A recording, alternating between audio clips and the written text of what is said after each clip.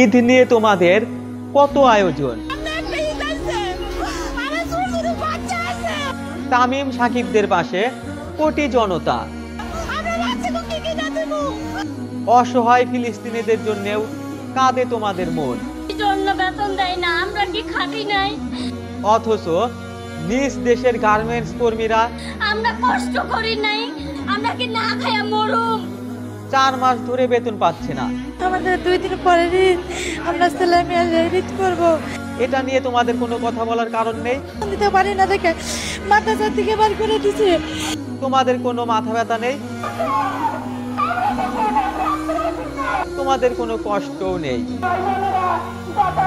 দাবিতে রাজধানীর শ্রম ভবনের সামনে নিজেদের পরিবারের মুখে, সন্তানের মুখে হাসি ফোটাতে পারছে না।